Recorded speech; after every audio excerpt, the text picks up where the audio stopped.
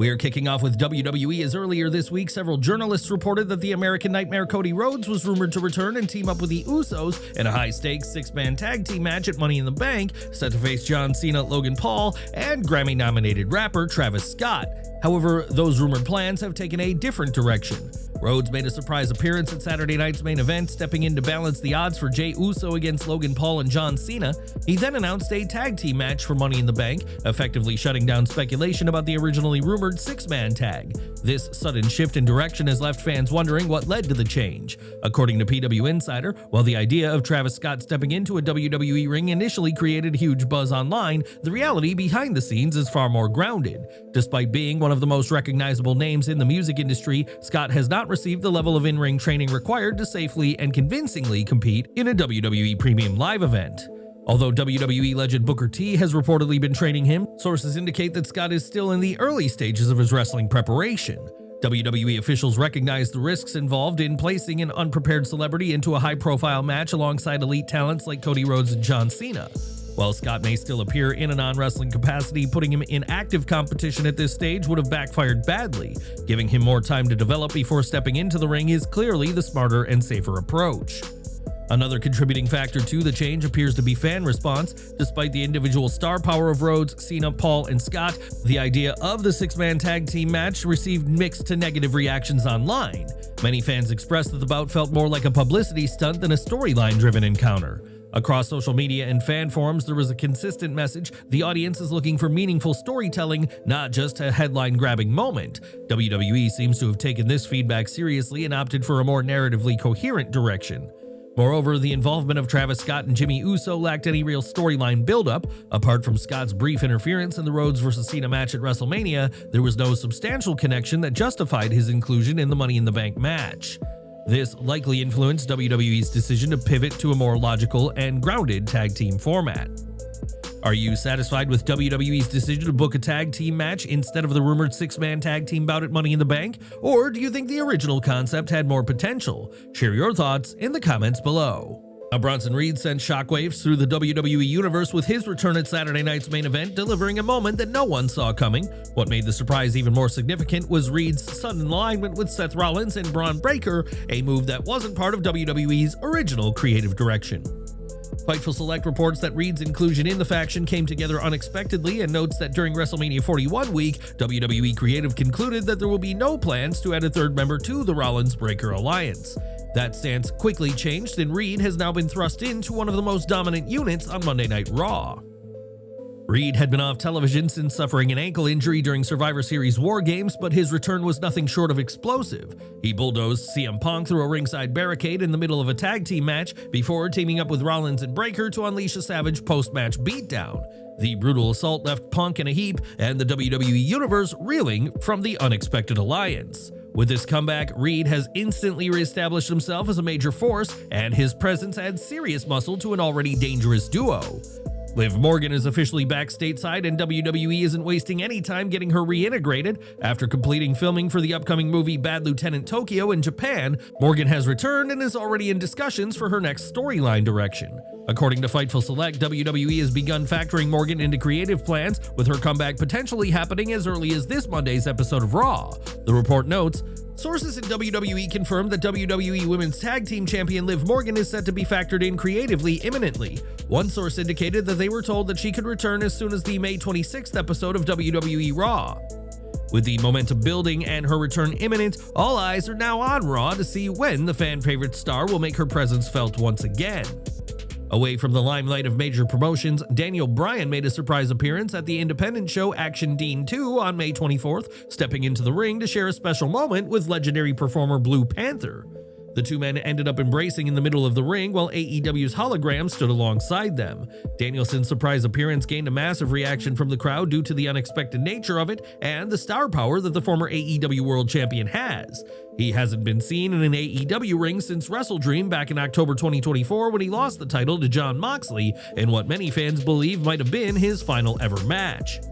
Danielson has remained active with AEW from a backstage capacity since that point, and has even stepped in as a disciplinary figure at times when needed. However, he hasn't stepped back between the ropes for a match since then, and his future in that regard very much remains up in the air.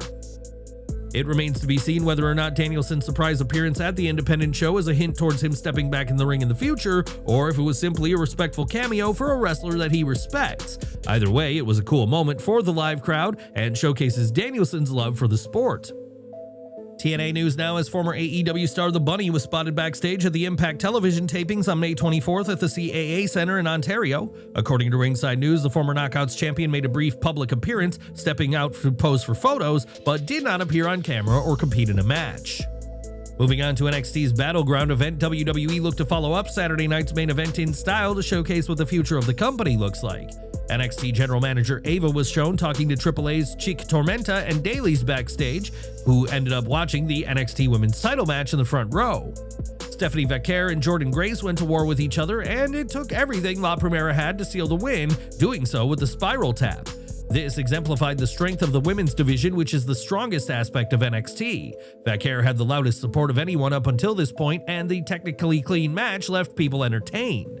The Juggernaut leaned into several heel moments throughout this match, such as when she avoided the Devil's Kiss and planted the champion on the announce table instead. She also came close to winning off a superplex into a jackhammer, but her nod to Goldberg wasn't enough.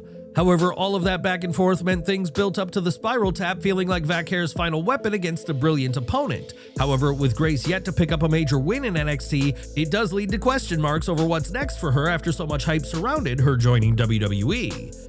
The drama of the women's division wasn't done though, as Ava was forced to interfere when AAA's stars were arguing with the champion backstage. JC Jane took advantage of it all and slapped Vaquer, but that only infuriated the NXT general manager, who then separated them.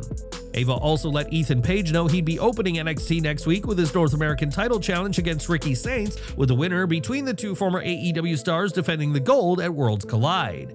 Saints then had an in-ring interview with Sarah Schreiber and promised to beat Page and work as an ambassador for NXT at the upcoming cross-promotion event. All Ego tried to sneak attack the Revolution in this moment, sending him outside the ring before diving onto him and the security team. It was a fairly standard segment, but it hyped up the upcoming episode of NXT and got both men on the show. It took time away from the scheduled action, but gave fans a breather.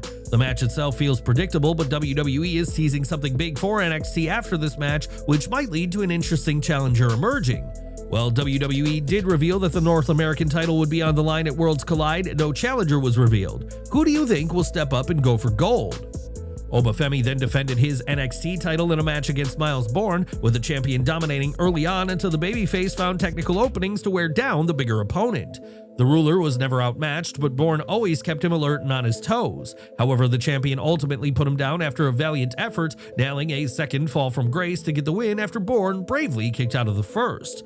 Despite the loss, Borne appeared to have earned Oba's respect as he gave him a nod of approval post-match. This was a typical WWE main event clash in terms of pacing, despite Oba typically working much faster. The champion was also supposed to be the heel here, yet the crowd were behind him from the start, which showcases his growing popularity. The pace built throughout the encounter though, which allowed Borne to be the crowd favorite at points by increasing his speed, and the near falls escalated the action nicely. However, the match lacked any real highlight reel moments. Despite that, Borne certainly rose to the occasion, and the match proved he's worthy of being pushed more. However, at this point, he's better suited to the role of the North American title than NXT's top prize. How do you feel about how Femi and Myles Borne are being booked right now? The main event of this NXT show saw Hendry defend his TNA World title against Trick Williams, showcasing how strong the partnership between the two companies is right now. It was an encounter that Williams felt slipping away from him in points after Hendry kicked out of the trick shot, so he ended up bringing the TNA World title into the ring. The referee tried to remove it, but Trick ended up planting the TNA star onto the championship before nailing the trick shot to pull off the win. The match itself was fine, but heavily reliant on teasing the same few moves repeatedly across the contest rather than simply telling a flowing story, and that allowed it to be outshined by other matches from a technical perspective. However, it was positioned as the main event due to the result, as this was the first time in history that an NXT superstar is the TNA World Champion. But what did you make of the match itself? WWE ensured that Hendry was heavily protected in the loss, but the two companies will need to tread carefully here not to lose focus on the credibility of each brand. Trick might be a great champion as the invading WWE superstar who TNA's top stars need to topple.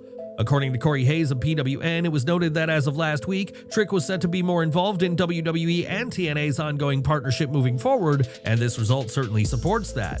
TNA's president Carlos Silva was left in disbelief after the match as he was shown at ringside looking visibly stunned as a WWE superstar held the top title from his promotion.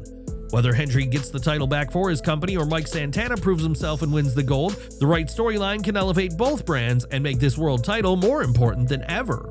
The WWE crowd were very much in favor of Hendry, with a TNA chant taking place at the start, which is something that would have never happened in the past. Booker T played a big part in the match as he continued to showcase his disdain for Hendry. He called out the fact that he'd been training Williams, and Trick even nailed a spinneroonie at one point, all while being cheered on by his Hall of Fame mentor on commentary. But Hendry made him pay fittingly with a bookend that stopped everything in its tracks.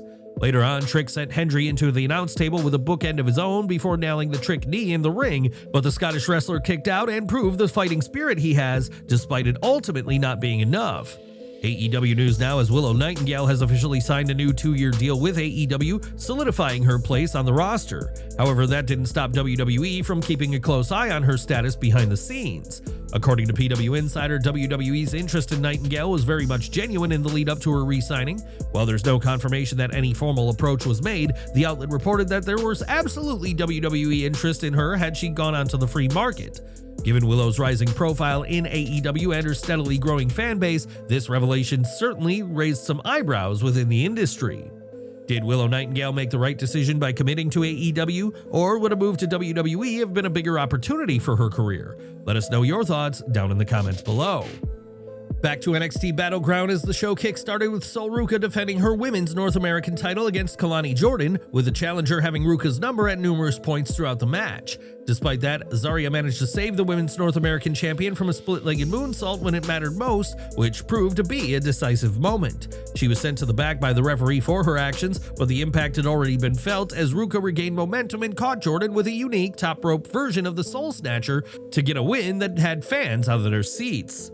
The result was somewhat predictable considering how early it is in Ruca's title run, with few fans truly buying into the possibility that she would drop the title, but it was still a competitive encounter that helped to prove her worth as champion. Ruca was able to impress with her natural athleticism, and it ended up being comfortably the best match of Ruca's career since her previous match with the challenger. They held nothing back and worked at a breakneck pace, which made it the ideal opening match. The face-heel dynamic was the only real problem, as Jordyn never truly played up to commentary's comments about her new killer instinct. Zarya was the only real heel in this situation by cheating to help Ruca. Her interference might set up a rubber match between them though, as Jordyn can claim she was cheated, and that could lead to her embracing more of a heel role as she looks to alter her attitude and try and win the title. Those possibilities would make up for this match being slightly weaker in the story department and would help add another layer of intensity to this rivalry. Well, the champion showcased her inner John Cena during the match by hitting an STF, which gained a mention from Vic Joseph on commentary, and her version was arguably even cleaner than his. The champion also hit multiple handspring moonsaults out of the ring to her opponent, which ended up being one of the highlights of the night, with Ruca ensuring she was remembered by fans.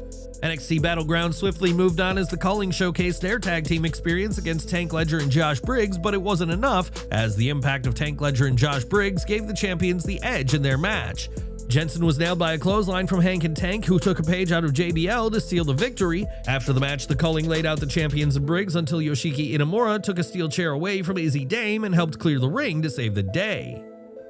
It was a largely forgettable match that featured several noticeable and awkward mistakes, such as when Vance and Jensen planted Tank in the ring and seemed to get the 3 before Hank broke up the pin, but the referee was slow on the count. The WWE Universe quickly let them know they screwed up by chanting "Ref, you suck." The Culling ended up looking weaker coming out of this despite the post-match beating, and never had a real opportunity throughout. It was an unnecessary filler match on a show that would have benefited from not having it, especially since Dark State feels like the only threat to the titles. Although it did feature one notable moment when Vance sent Hank headfirst into the steel post so hard that the sound rang out throughout the entire arena, showcasing how physical the match was. That was followed by Sarah Schreiber interviewing TNA's Mike Santana, who made it clear that he is next in line for the TNA World title, but Charlie Dempsey felt disrespected, leading to Tavion Heights challenging him to a match on a future episode of NXT. Tony and D'Angelo faced Channing Lorenzo next, with Stax coming out to a surprisingly solid new theme, proving that changes can be beneficial as he walked over the jacket he was once gifted by the Don.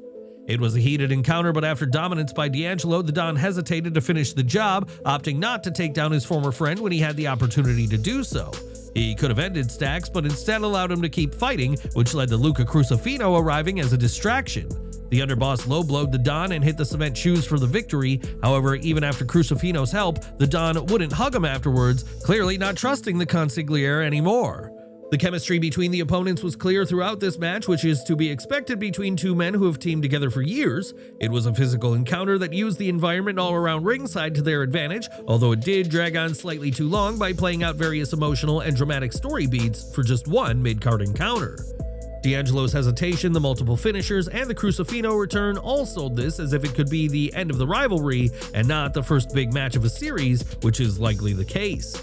Fans will now be left wondering whether D'Angelo is main roster bound, as he'll likely lose this rivalry by the end. Booker T and Joseph spent the match arguing over whether or not Stacks is already the boss, but that does put everything on his shoulders with this faction. Do you think Stacks is capable of carrying the family forward? Let us know in the comments. What did you make of NXT's Battleground overall and the memorable ending that was put together? Let us know in the comments section.